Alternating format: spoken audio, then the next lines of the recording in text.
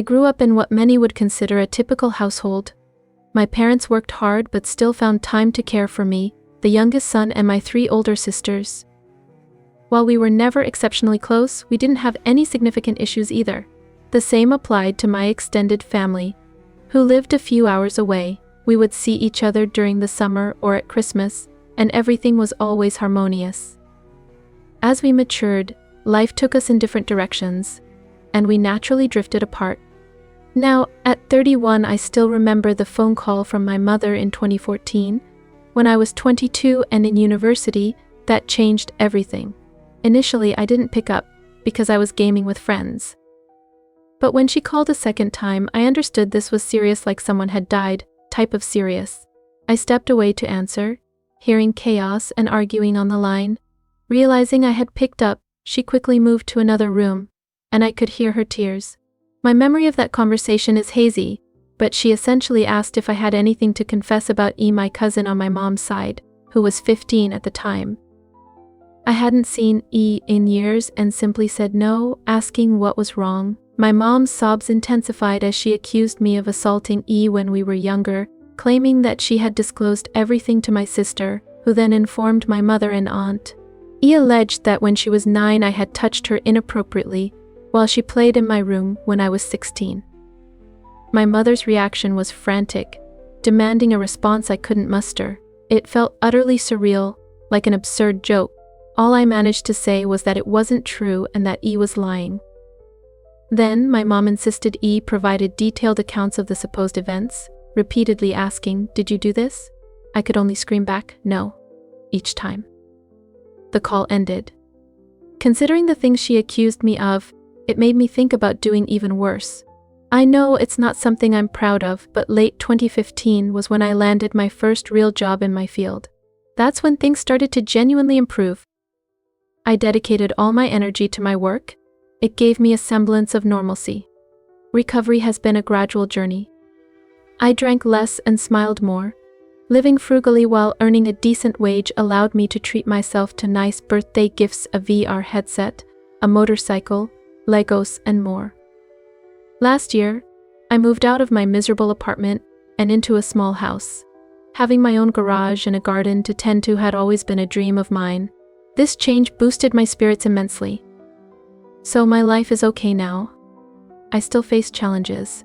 I've been on antidepressants for a few years. While they help, it's more of a dulling than a true happiness. They erase dark thoughts, replacing them with lifeless ones. My trust in others is nearly non-existent.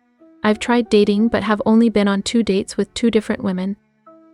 It's tough to communicate like a normal person when it really comes down to it. What would I even say if a potential partner asked about my family? "Oh, they accused me of a terrible crime and now we don't speak, but I swear I didn't do it." My profession is largely male-dominated, and the only woman I regularly talk to is my therapist, whom I really appreciate. A few days ago, I got a text from my mother. It felt surreal, and I hesitated to open it at first, just staring at the notification for hours. Then came a second text. Basically it said, "Hi, my name, it's been so long since we talked. We miss you and want to know how you're doing." She shared a long message about my sisters and how my nieces and nephews are growing up. I didn't even know I was an uncle. They wrote, "Know that we love you and always will. Love, Mom and Dad." The second text added, "We understand if you don't want to talk after what happened, but please listen. Last month at a family gathering, downplayed everything that happened to her. It got so awkward that she finally admitted that nothing occurred, and she probably just imagined it. We were all stunned.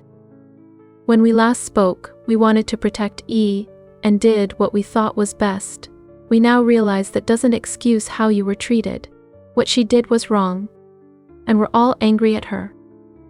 We've reached out to everyone who knew the truth. We all want to reconnect with you, and your sisters want you to meet their families. Please write back if you can find it in your heart to forgive us. Love, Mom and Dad." So that's my situation. I haven't responded yet, but they must know I've seen the messages. Honestly, I'm seething. Old, painful memories are bubbling back to the surface. I don't want to forgive them, and I wouldn't trust myself in the same room with them right now. Part of me wants to call my family and unleash everything I've endured on them until they hit bottom. Then I'd dedicate my life to making my cousin's life miserable. The other part of me just wants to ignore them and continue living my okay-ish life with my motorcycle and garden for company. I don't have friends. The only people I interact with are my co-workers, but we're not really close. I tried contacting my therapist's clinic, but they told me she's on vacation for weeks, and I don't want anyone else but her. So I'm left with internet strangers. So where do I go from here? Do I ignore them and keep things as they are, or do I respond? And if I do, what should I even say? Meeting them in person feels like a bad idea for the foreseeable future, and I'm not even sure how my life could improve by revisiting those old connections. As embarrassing as it may sound, I've imagined the day they'd apologize by throwing themselves to the ground and kissing my feet. Texting feels so anticlimactic now. It's been about 3 months since my last post, and quite a bit has transpired. Some positive, some negative. First off, E remains a significant source of negativity in my life. About a week after my family reached out, she sent me a lengthy apology text that left me in disbelief. In it, she mentioned her long-standing mental health issues, as if to justify her actions. She claimed she needed help, and that her parents were supporting her recovery. This felt disingenuous to me. E had always been a bright and joyful person, until that dreadful day in 2014. To me, her message seemed filled with excuses, culminating in a brief apology that lacked sincerity. I had intended to move on and gradually improve my life, but her message pushed me over the edge. I felt compelled to respond, unleashing a torrent of harsh words. Ultimately, I told her, "You think your mental struggles are tough? Try being torn from your family for a decade while you were just beginning adulthood, then see how those struggles escalate." I'm still grappling with this situation, and I don't need the person behind my pain making excuses. While my relatives may have been uninformed, you knew everything, and it never occurred to you to speak up sooner. You should be grateful I'm still here. I included that I could never forgive her for the irreversible damage she inflicted on my relationships. Please just disappear from my life, I finished. She hasn't replied, but her red receipt indicates she received my message loud and clear. On a brighter note, I also reached out to my parents. Our conversation wasn't wild. We had a proper discussion over the phone. Hearing their voices again felt strange. I used to associate those voices with safety and home, but after everything, it felt entirely different. Initially, there was a lot of resentment bubbling up. All the painful memories flooded back, particularly from that last day we spoke. Those voices had once blamed me for things I hadn't done. Our conversation stretched for about 3 to 4 hours, and although it was challenging for everyone involved, it turned out to be the most constructive discussion we've ever had. I expected more excuses, similar to E's, but to my surprise, they apologized profusely and acknowledged their wrongdoings. They confessed that the truth had weighed heavily on them all these years. The toughest part came when I asked why they had chosen to believe E over me, their own son. They admitted to struggling with it, but said E had presented a thoroughly convincing case that left them feeling trapped. I expressed that they should have at least attempted to get me help rather than cutting off all contact. They acknowledged that this was the hardest part. After a year or two, they did want to reach out and figure things out, but ultimately felt that based on who I was perceived to be, I wouldn't want to talk to them, and things would only worsen. That got me heated. What mattered most was that I was their son. We concluded that we would stay in contact moving forward. I'm not heading over to visit them just yet, but it feels like a step in the right direction. Even though there's still a lot of anger in my heart, I sense that things could improve, and that gives me a bit of happiness. Since that phone call, we've been checking in on each other often, and our conversations are gradually returning to how they used to be. Perhaps someday I'll visit, though I can't say when or how that would unfold. How do I greet the people who pushed me out of their lives? My cousin wrongfully accused me of and now, after almost a decade, my family is reaching out. It's been about 4 to 5 months since my last update, and I have more positive news this time around. To start, many suggested I sue or take E to court. While I recognize that what she did was truly unforgivable, I don't believe that pursuing legal action would bring any benefit. This has been a 10-year ordeal, and I'm just eager to put it behind me. The costs of legal fees are staggering, and I can't overlook the fact that E didn't take it to court either. I know that's not a solid justification, but it lingers in my mind.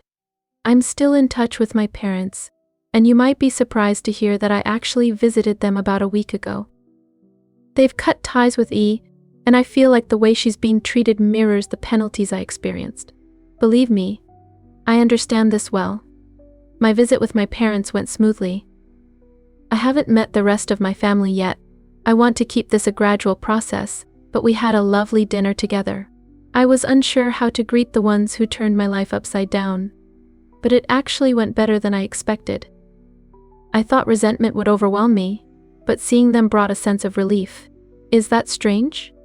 Maybe it's the hope that my life could return to what it once was, but I'm not entirely sure. I didn't embrace them initially because our conversation was intense.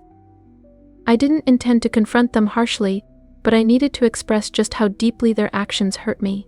My mother ended up crying when I recounted my darkest moments. They acknowledged that they can't undo the past, but they expressed a desire for a brighter future. They even suggested I come home for Christmas and see the rest of the family. I explained my plan to take things slowly, but I mentioned I might be open to the idea. While I still have mixed feelings, that sense of hatred is gradually dissipating, and I'm genuinely feeling like a better person. The emotional weight of this situation has burdened me for 10 years, and now that I'm free from judgment, it feels liberating. I've also started dating someone special. A wonderful girl with whom things are progressing nicely. Life is improving. Who knows what the next decade holds, but for the first time in a long while, I feel like I'm on an upswing. For anyone reading this, I hope my story helps you with your own struggles and grudges. Things can get better, even if it takes a decade.